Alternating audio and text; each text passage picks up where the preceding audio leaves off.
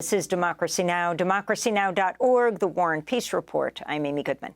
As we turn now to Donald Trump's civil fraud trial here in New York, Trump's attorneys are expected to file a motion today to stay the trial pending an appeal of a judge's ruling last week that Trump and his two eldest sons, Eric and Donald Jr., had committed fraud by vastly overstating the assets of their company. The pretrial ruling puts the future of the Trump Organization's real estate empire in jeopardy. Trump voluntarily attended the first 3 days of the trial. During comments to the press, he repeatedly attacked New York's Attorney General Letitia James for bringing the fraud case against him. On Monday, Trump assailed James, who is African-American, as a racist and called the trial judge, Arthur Engoron, a disgrace. On Wednesday, James denounced Trump's comments. What they were comments that unfortunately fomented violence, comments that I would describe as race baiting, and comments, unfortunately, that appeals to the bottom of our humanity. I will not be bullied. And so Mr. Trump is no longer here. The Donald Trump show is over. This was nothing more than a political stunt, a fundraising stop.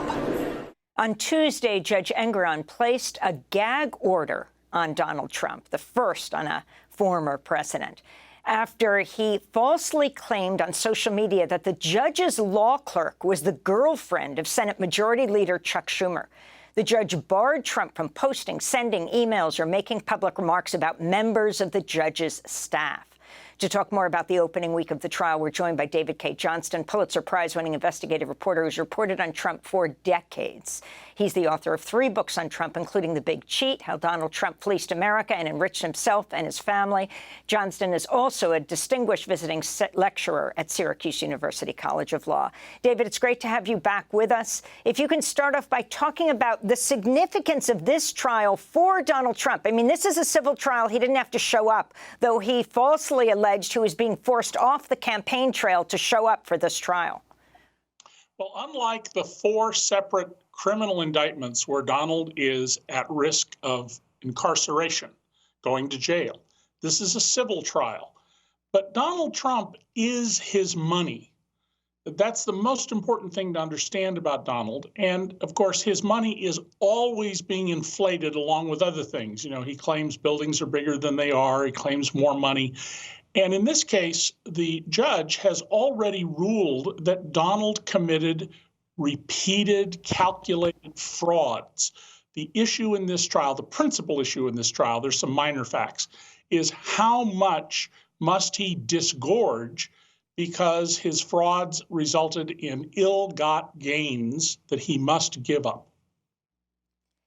So talk about why this is so important to me. Another civil trial, right, the sexual assault trial of E. Jean Carroll, he did not show up for. Well, that's right. And E. Jean Carroll similarly got a judge to rule there was such overwhelming evidence there was no need to try the merits of the case. Donald Trump is a rapist. That's been established by another judge. He already owes $5 million to the writer E. Jean Carroll, and now there's a second defamation case that she's brought, and there will be a trial only to determine again how much money he owes.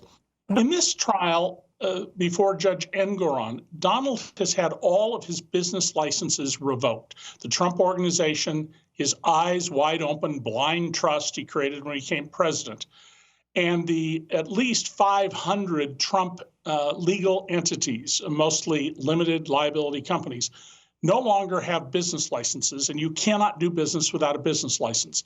The judge has appointed another judge, a retired judge, as a monitor to make sure that Trump and his sons and the 2 executives who are in the case don't abscond with any of the money until it's determined how much is there. Ultimately, we will see the Trump Organization, his umbrella group, turned over to a receiver.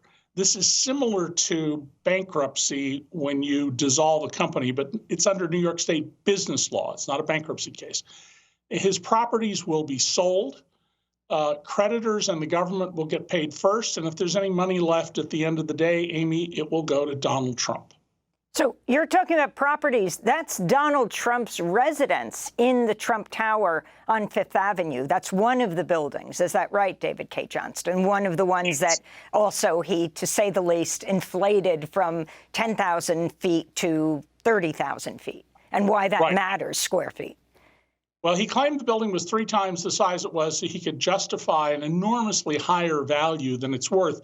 And Donald does this all the time. Trump Tower is 58 stories. He'll tell you it's 68 stories. He owns a mansion on a large wooded area in Westchester County, about a short drive from Manhattan. He's claimed it's worth as much as $291 million. The most generous appraisal was $30 million, roughly a tenth of that, and it was based on the idea that he could carve it up into smaller estates and sell them off, and the local authorities have said, no, we're not going to allow you to carve it up. So the property's more likely worth something in the order of, say, $10 million, and Donald's claims are 29 times that much, Amy. So Samuel Bankman-Fried is on trial right nearby here in New York. He was jailed before the trial for violating a gag order. President Trump has just had a gag order imposed because, among other things, of what he just tweeted out in the midst of the trial, that the clerk, who was sitting just feet from him right next to the judge, was having an affair with Chuck Schumer. Can you talk about the significance of what it would mean if the judge found him guilty of violating that gag order? Could he end up in the same position as Samuel Bankman-Fried? He absolutely could end up remanded to jail. Donald is, I believe, for political reasons, trying to provoke one of the judges in his criminal or this civil case to send him to jail so that he can rally his supporters and say, see, the system is rigged. They're out to get me. I didn't do anything wrong, but they're going to shut me up. He threatened General Milley, who just retired as chairman of the Joint Chiefs of Staff. That's not going to result in being remanded to custody because General Milley, who was a valorous infantryman in combat, is not being intimidated by Donald. I mean, he essentially said that Milley should be executed. Absolutely. He said he should be executed. The judge's secretary, however, or clerk, I'm sorry, the judge's clerk, has nothing to do with the merits of the proceedings. And the judge made it clear that you write or say anything about any person on my staff, and there will be consequences. And I think he's made it pretty clear that Trump might get one more chance, but if he does it twice, I assure you, then he's going to be remanded by this judge. And for people to understand how a decision has been made in parts of this trial, I mean, it is a bench jury. It's a bench trial. It doesn't go to a jury. Oh, and also President Trump lied when he said he had wanted a jury trial because his lawyers never asked for one. Right. Well, Donald, I'm confident, based on his public remarks, would be very concerned that a New York City jury, a Manhattan jury, could be very bad for him. They might rule very heavily against him. So his lawyers accepted a bench trial, whether they did it by incompetence or intentionally. They agreed to this. So there's no question about that. He's been denied nothing by the judge. And the facts in this case are so overwhelming that Letitia James put before the court, showing that again and again and again, every time the Trumps valued a property, they overvalued it. If there'd been a mixed bag, now and then they overvalued things, most of the time they were reasonable, that would be different. And, Amy, imagine you own a $300,000 house. Well, maybe it's worth $270,000, maybe it's worth $330,000. But if you go to a bank and say, loan me money, this house is worth $3 million or $30 million, that's just fraud. So all this trial is about, well, primarily what this trial is about, is how much in damages does Donald Trump own for his and his son's years of fraud? So, David Cay Johnston, you have written several books on Donald Trump. Is this case more important to them? He also fell off the, Forbes billionaire list, than any of the other ones? Well, it's more important to Donald's mind because he grew up in a household with a father who was just a complete monster who taught him and his other children that all that matters is getting the money. As long as you don't get arrested, do whatever you need to do. There are no rules. You're special. The rules of law, the rules of decency, they don't apply to you.